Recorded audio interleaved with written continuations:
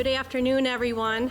I just want to say thank you so much for joining us. My name is Barb Nauta, and as I say every single time, I'm honored and blessed to be your Gaines Chamber of Commerce Executive Director.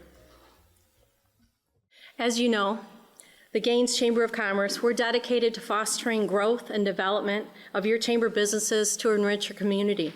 We are and will continue to be member-focused and solution-focused, working with integrity to positively impact each and every one of you, our Gaines Chamber businesses, and all of your families.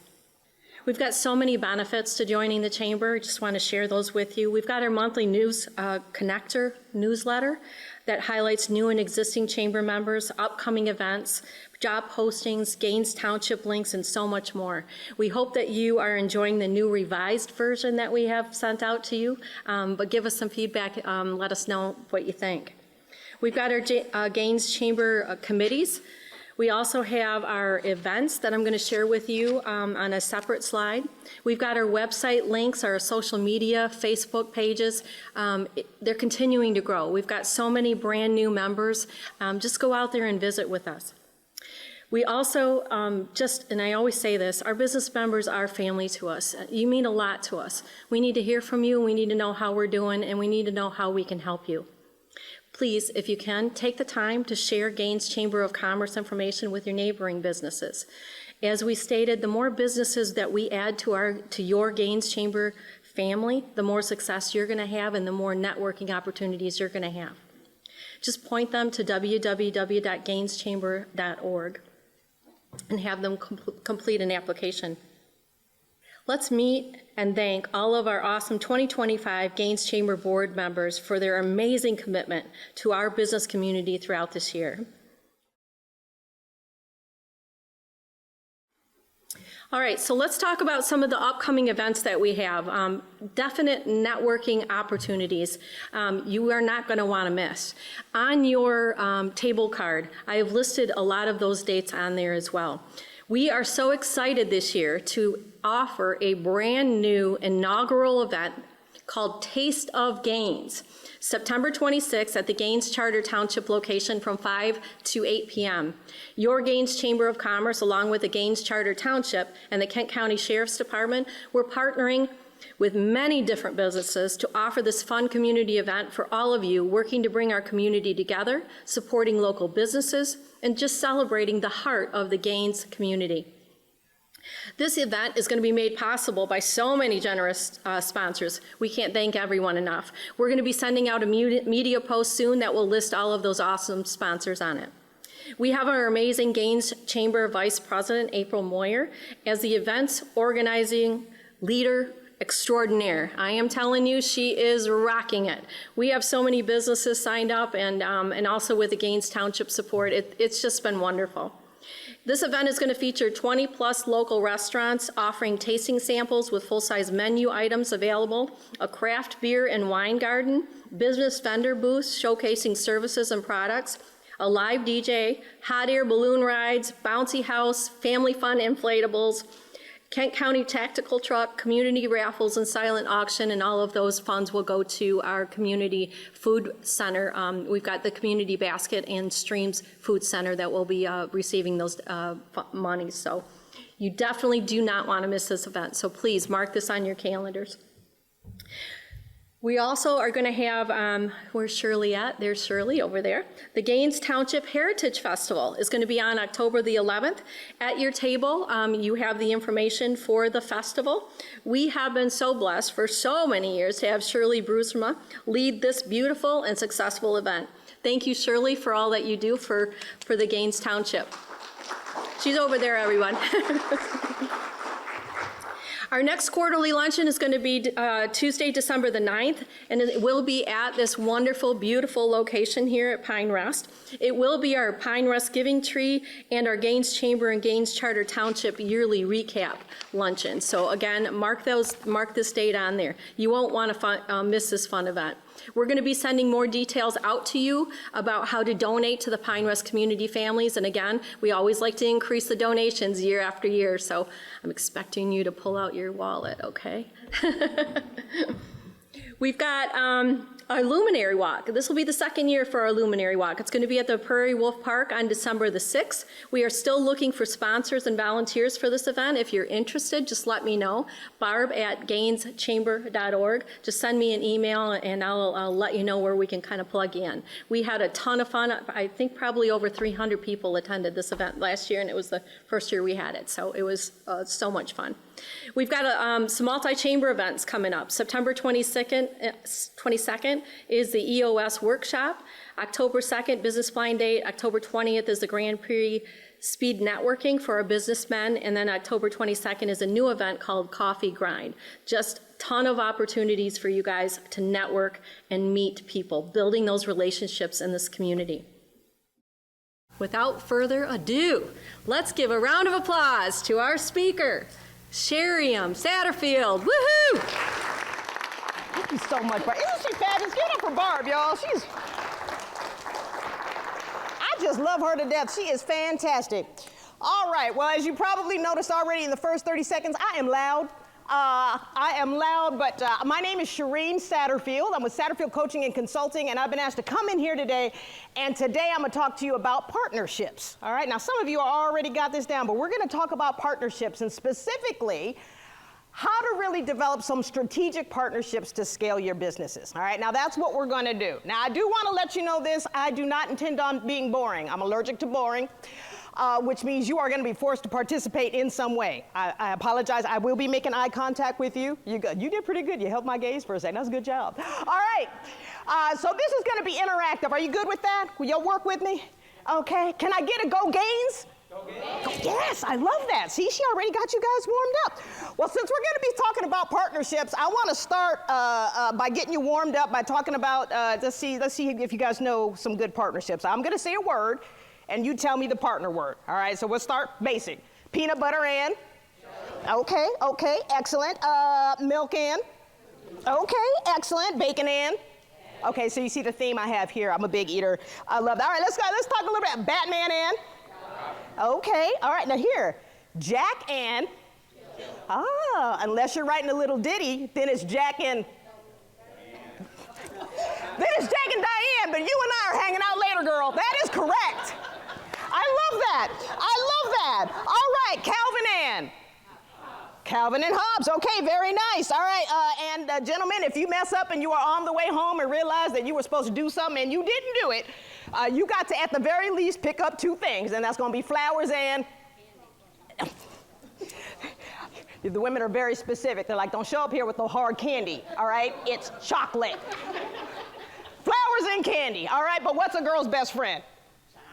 All right, good. So good job. Give yourselves a hand. You got the point. So here's why I bring that up. The fact of the matter is, a lot of you, your businesses are doing great, all right? A lot of business, you know how to run your business, you know how to operate your business. But part of really being a great business, a strong business with longevity, means that you gotta think of ways to pair and to partner.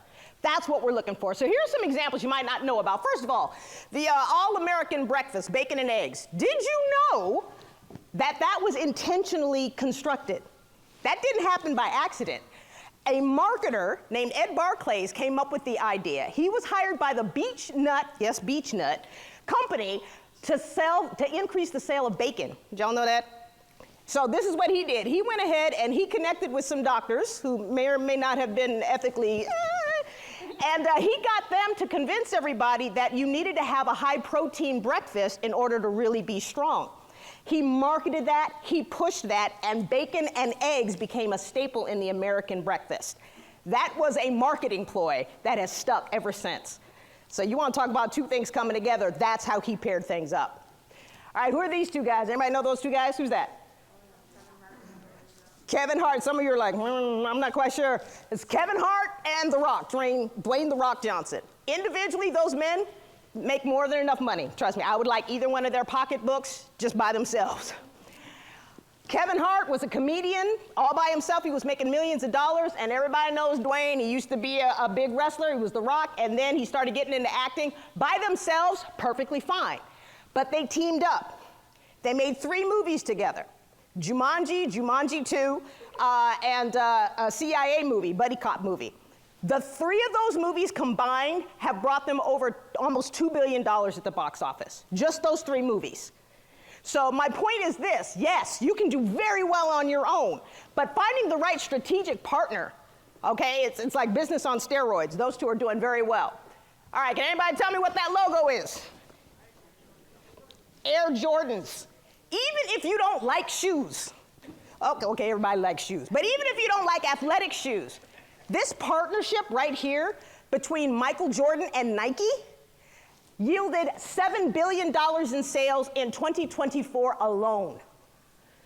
Now, I think we can all agree that Nike is just fine by itself, right? Nike would have been just fine, but an additional $7 billion? Yes, please. Incidentally, if you're wondering, Michael Jordan gets 5%. Yeah, I'd say that's pretty good. And then lastly, has anybody here ever had a Doritos Locos Taco? Raise your hand if you ever had one. Okay, all right, so I see a few hands raised. Again, Doritos, chip, already had a strong brand. Tacos, we're ready to go. They combined them.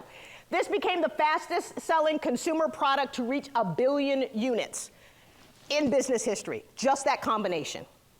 So again, the right partnership can really yield some great results, but you gotta think outside the box and be willing to pair things up. So I only get 20 or so minutes, which is tough because it takes me 20 minutes just to say my name, y'all, so I'm gonna try to talk fast. Here's the main thing I want you to think about. Companies always talk about their marketing strategy. They talk about their IT strategy, but it's rare that they talk about their partnership strategy. And you really should be intentional about having a defined partnership strategy. That strategy should have 3 components to it. Strategic partnerships, which I'm gonna spend the most of my time on, community partnerships, which a lot of you know about, I've already seen some of the things that we're engaging in, and employee partnerships. I know some of y'all like employee partnerships. I wrote them a check, we partners. No, there's more to that, okay? There's a way to partner with your employees. So we'll be talking about that as well. So I want to talk first about strategic partnerships. Why do you think I say strategic partnership and not just partnership? Why is the word strategic important? And what does that even mean to you? Aligned goals with outcomes. What's that? Aligned goals with outcomes for both. Yes, that's what I'm talking about. I appreciate you. Thank you very much. Yeah, you got to have some goals. There has to be outcomes. All right, it's not just enough to have a partnership. Partnerships are good. Okay, Calvin and Hobbes is a partnership, all right, but I wouldn't want them running my business. There's just some things you don't want. So strategic partnerships are intentional. There's a specific outcome that is going to be mutually beneficial to all parties involved. And that's really what we're looking for. So when you talk about strategic partnerships, really as a business, you should be looking for some type of long-term impact whenever possible. So what makes a partnership strategic is that it is intentionally designed. The way you go about it is intentional. You are looking to work together. So, tangible value. You want to know that there's an actual benefit in some way, shape, or form that you can measure at the end of it. You can't do a one and done type situation. Now, how many of you here already, because I already see it, you know, we've got a lot of the listings. How many of you here, your businesses, have already engaged in strategic partnerships in the past? Raise your hand if you've ever done that.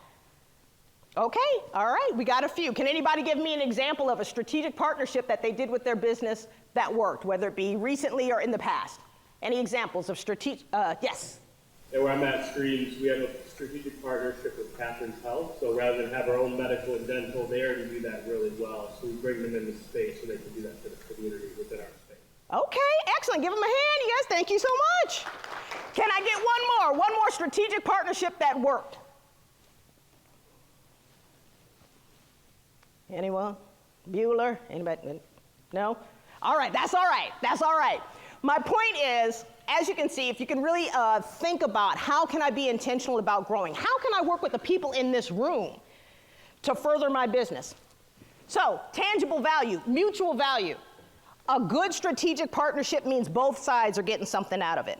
It is possible for you to work with somebody on a singular event, and maybe it benefits one group better than the other, but the fact of the matter is, long-term strategic impact means that both sides are getting something out of it.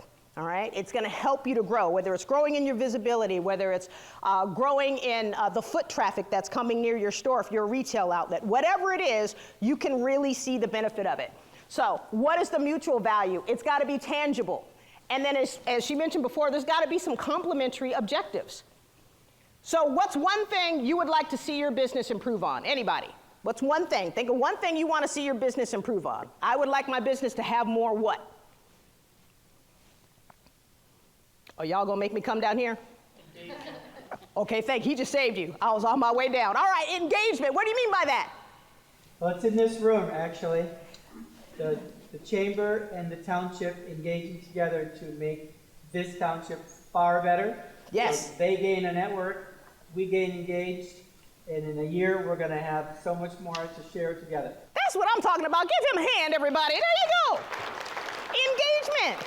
Thank you for that, right? So that is a mutually beneficial goal. All of you can benefit from more engagement, more people understanding what businesses are located in this area, the services that they can get in working with the Gaines Chamber and Gaines Chamber participants. It is a big deal. You have a lot to offer. But people outside the area may not know about it. So what can you do to not only increase the visibility inside of what's defined as the Gaines Chamber area, but to get other people to want to come over into this area and find out what is going on over there? I got to be part of it, okay? I'm going to tell you right now, this whole Taste of Gaines, you put Taste Up in front of anything, I'm showing up. I'm showing up because I know that food is going to be fire. So that's going to be awesome. All right. In a good strategic partnership, there should also be shared risk and reward. So I want you to look out. Don't just team up with somebody and to be teaming up with them. Really think about how can we work together to make this work. Because if you're partnering with someone in a strategic way, the benefits are yours, but the downside can also not be great. So remember how I was talking earlier about how Nike and Michael Jordan paired up, and it was beautiful? Adidas also paired up with somebody. His name was Kanye West. He went through some things. So that particular partnership, it was fine until it wasn't, right? His brand went down, so they unfortunately went down as a result of it as well. So really think about, but that was a true strategic partnership. Both parties had something invested in. Unfortunately, one of the parties went a little cuckoo crazy, and so there were problems. But my point is this, had that worked out, if both parties were still invested in it and they were on the same page, they had shared values, they had shared strengths, they had shared goals, and they understood what each other stood for, then that would have been an excellent long-term partnership because that brand was building up to $1 billion easily. All right, so that's something to think about. And last grade, integration and collaboration, both groups should be working together. All right, so decisions should be made by both groups. Does that sound good to everybody? Strategic partnership, we got that? Okay. So real quick, here's a great one you should know about. Anybody here drink coffee? Okay, I was gonna say, I can't even breathe on that, so I'm glad I'm not the only one. Coffee, one of the greatest team-ups ever. Starbucks plus Barnes & Noble. Now, as you know, bookstores were having a tough time. Everyone's buying a lot of books off online, right? So they weren't going into the stores as much. Coffee's never really had a problem, because let's face it, we love us some coffee.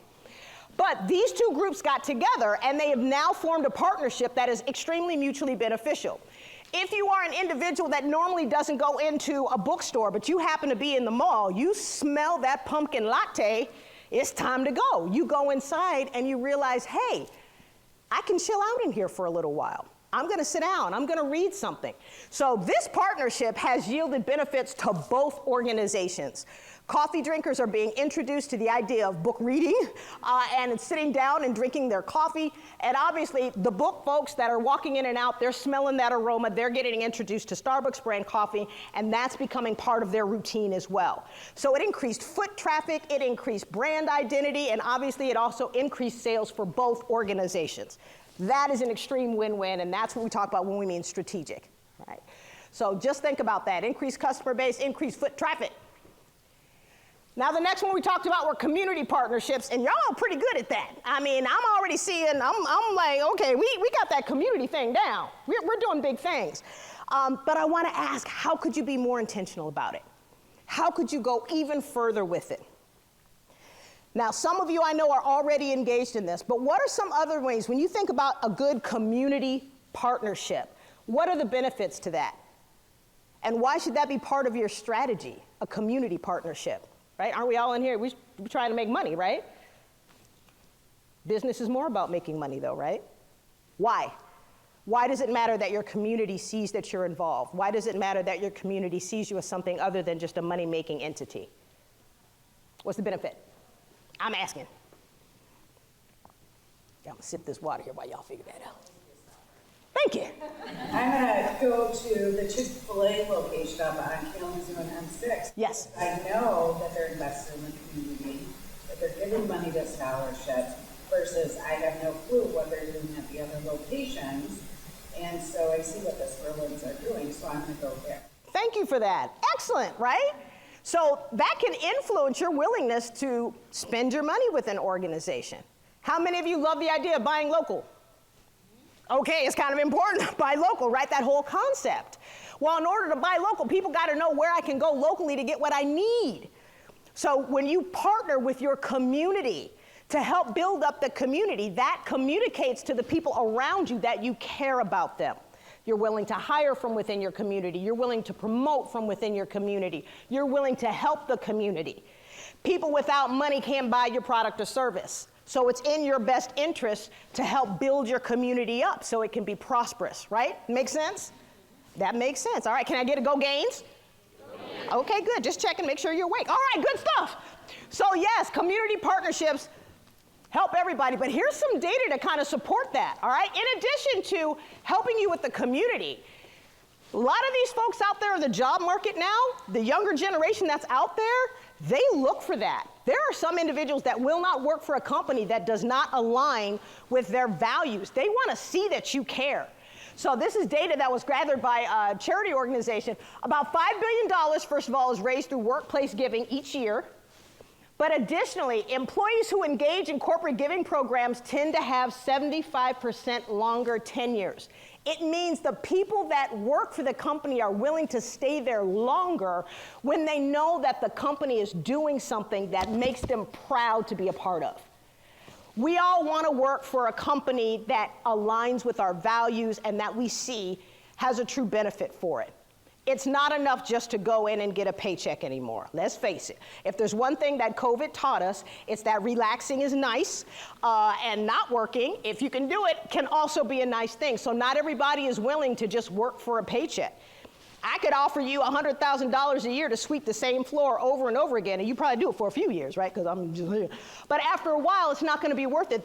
You're not feeling anything. So it's important that you work for an organization that does something that touches you. And employees have shown that. 55% of employees would choose to work for a socially responsible company, even if it meant a lower salary. So if you want to hire people that are going to be dedicated to your organization and are going to stay longer, show them that you care about what they care about, their community. And that's what this does. So that's what that is. That's what that's about. So that's why it's important. One example of community partnership put the town on the map. Does anybody ever remember this? You guys remember that? It started during COVID. So back in 2023, Consumers Energy, they have a nonprofit arm as well, had this huge partnership with these other organizations. And what they did specifically is they had a pitch competition. They were working with small businesses to find out what are their business ideas, what are their growth ideas. And then they started to pay them for those ideas. So we had small businesses coming out of nowhere, two-man organizations, women organizations, everybody, to participate in this. It gave them money, it helped to feed into the organizations itself, and it helped the community. And that was a very tough time. So Put the Town on Your Map was an example of a community partnership within multiple organizations that got together to help build the community up and help them. So that's been big brand enhancement. Obviously, it helped consumers in terms of their brand identity, but it also helped the people of the community and supported economic development. So that is a huge deal. Does everybody here like economic development? Economic development, money development, I need all of it. All right, now the next one here is employee partnerships. Now I know, again, some of y'all like, I write them a paycheck, we are partners. That's not what that means. What do you think I mean by employee partnership? What are some things you can do to partner with employees, the people that work for your organizations? Let's think about that. Okay, how many of you remember when you were employees? Raise your hand if you remember when you were employees. Anybody? You remember? All right. What's something that your organization could have done or had done in the past that you were able to participate in? Yes? Employees have a voice when creating processes. Okay, help employees to have a voice. Excellent. How did that make you feel? Great. Uh-oh, I hear there's a but. But you have to implement the process that maybe they hear, right? So it has to go all the way to D. Yes. Good. It felt great to feel heard at the beginning. Okay, so we're gonna go with that, but I appreciate you. So yes, her point she was saying is that she worked with her organization to implement, well, to provide and to obtain new ideas. Sometimes we gotta work on the execution, y'all. I worked in corporate America for over 20 years. She ain't lying, it happens. But my point is this, when you team up with your employees and it becomes a we situation instead of an us and you situation, that's where you get that true partnership. So employee partnership is about mutually beneficial ways to develop your employees in a way that also helps your organization. That means innovation, finding ways to get the knowledge from your employees to truly benefit the organization. Sometimes businesses make the mistake of focusing on managing the tasks and the behaviors, and they forget the employees are a gold mine of knowledge. How many of you have ever worked, now I know it's not this current job, we're not talking about this current job, we're talking about in the before time. How many of you ever worked for an organization where the upper executives or the bosses were doing things that you knew good and doggone well wasn't gonna work because you were the person that actually did the work and you know this ain't gonna work? Yeah, but they did it anyway, right? Yeah, that's not your current job, that's in the before time. That's in the before time. But that's my point. Partnerships with employees also help business owners. It helps you to identify gaps that you may not be seeing. Who knows processes better than the people that do them? So you need to work with your employees and say, hey, look, we're looking to grow the organization by this % next year. We've got a program where if you provide us with an idea that helps us get towards that number, we're going to reward you with something, whether it's career development, whether it's bonuses, whether it's giving to a charity that the employees have all voted on that they want to give to. It can be anything. The point is, work with your employees, their team members, your teammates. When you're all in this together, they're more and more willing to give their time, to give their energy, and to help the organization grow. So it is a mutually beneficial thing. Does that sound good? Has anyone here ever participated in an employee program where maybe the company helped to pay for your education? Yes. All right. I know a lot of people who ended up going back to school and getting college degrees and staying with the company an extra 5 years because the company paid for their bachelor's degree or contributed to it in some way. So it wasn't enough that they had a job. The company helped them to have a career. Make sense? That's where that loyalty comes from. So partnering with your employees is a big one. I want to just leave you real quick with this example. Microsoft has a hackathon every year, which when I first heard it, I was like, y'all just get together and you hacking stuff? My identity is already under attack. I don't need y'all hacking stuff. No, here's what they mean by that. Every year, they invite employees and friends and associates of Microsoft to provide ideas on ways that can improve the organization. And they give them guidelines, they give them themes, right? But here's the thing. You don't have to be an engineer. You don't have to be an IT person. You can be a janitor working for Microsoft and participate in the hackathon. As long as you submit your idea as part of the organization, you can participate. 2024, they had 77,000 participants. Huge. It's become the largest hackathon in the world, all over the world. Microsoft employees and associates came out to help, to provide ideas. And serious innovations have happened as a result of the hackathon. And here's the bonus for the employees. Yes, they're giving up those ideas freely to their organization, but when you're recognized as being on a winning hackathon team and you go in to ask for a promotion, that's kind of a big deal. They recognize the people that win, they recognize the people that place, they recognize the people that submit ideas. So it is in your best interest to do this. As a result of that, the retention rate for Microsoft is extremely high. There are some people that'll join the company just to participate in the hackathon because the benefits of doing well in that organization helps them career-wide. So think of ways, how can I team up with my employees to further my business and further their careers and make them want to stay and help me grow my business? Because as powerful as you all are in this room, and there are some very powerful, great minds in this room, we all need help. Make sense? So we can all work together with somebody. So accelerated product innovation, that's what they got. Skill building, retention and growth, all good things. So I'm going to ask you all right now to take a quick second. How much time we got? 30 seconds? 5 seconds? 10 seconds? I got a few minutes. All right, so remember when I had said I'm going to ask you to participate and you all had said, Here's what we're going to do. I want you to take time right now. Take a look. Take a look at the board here. If not the board, look all around you.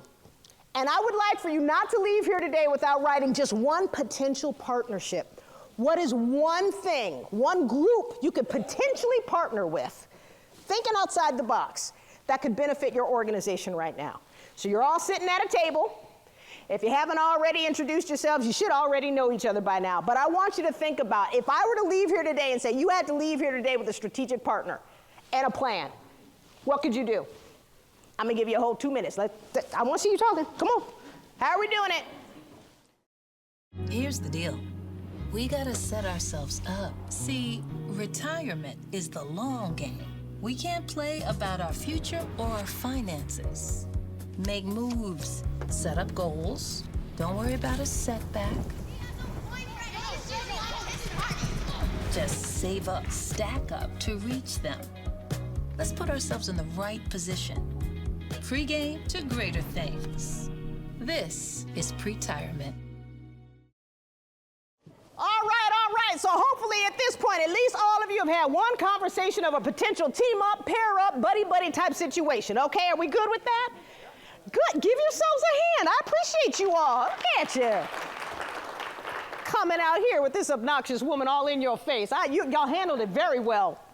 Okay, so it just so happened I was able to get a name of some of the organizations that were going to be here today, and here's some ideas for pairings. I tried to use generic terms so I don't get in trouble because there was like 3 credit unions. I didn't know what was going on. But here's the thing. Law agency, you know who you are. All right, plus physical therapy provider equals referrals for personal injury and work comp claims, maybe some injury recovery. Okay, so we cross-refer with each other. Credit union with our mental health organizations. I was explaining to people a lot of, before we get to the point where we're really, really at the end of that rope, you guys remember how it ramps up? Financial stress, concerns about how to spend things. Oh, right, I'm supposed to turn this on. See, you didn't even notice it wasn't on because I'm so loud. Is that better? There we go. So financial stress relief campaigns, co-branded resources around money and mental health. Just an idea, just throwing it out there. Youth-focused nonprofit. There was a nonprofit that was also on the list. I don't know if they're here today. But plus, of course, the charter township. So how do we do some youth civic engagement? Maybe a mentorship program, something to that effect. Credit union plus IT service provider. People are being hacked. I don't know if y'all was paying attention. Former employer of mine was an insurance company, and they made a boo-boo. I don't know if you saw that. But some info got out. So now they're running around telling everybody your info's out. And once your info's out, it's up to you to deal with it. So how nice would it be to have your credit union, your financial institution team up with an IT provider to maybe put on some series of fintech workshop or a digital system to help deal with that aspect of it. And a flavorful restaurant. We had different restaurants. Okay. Plus a real estate company. How many of you have ever been to an open house when you were looking to buy a new house? Anybody been to an open house? Or you weren't looking, you just went to an open house? Because that's what I do. And I sing someday outside. All right. Light catering, refreshments, co-branded events, especially if you're looking in a brand new full-on facility or maybe a new housing unit. If you can team up with some of the local restaurants there, could you imagine if you got a whole new condo type deal and every house you went to had a different food that was served from different restaurants in that area? I'm just saying. I would stay and look at all the houses. So those are just some ideas. So I wanted to kind of throw those out. I do actually have a sheet of paper. We'll pass it around. It doesn't have all of your names, so please don't be mad if you don't see your names. Just some ideas that we came up with, about 21 ideas for potential pairings of organizations. These are the things we want you to think about. You already got a city taste of, but a taste and tour evenings. That's what I was saying with the real estate agencies. So there you go. So ladies and gentlemen, I'm about to leave the stage, but I want to give yourselves a hand for your participation. I really appreciate you. My name is Shariem Saterfield. I am a business consultant. I do executive coaching. I work with teams to help build cohesive teams. And then I also do leadership coaching and public speaking coaching for those in business that need a little help in that area. I want to thank you all for having me today and listening to me, and I hope you had a good time. Thank you. Just want to thank all of you guys for being here. Thank you, and God bless you.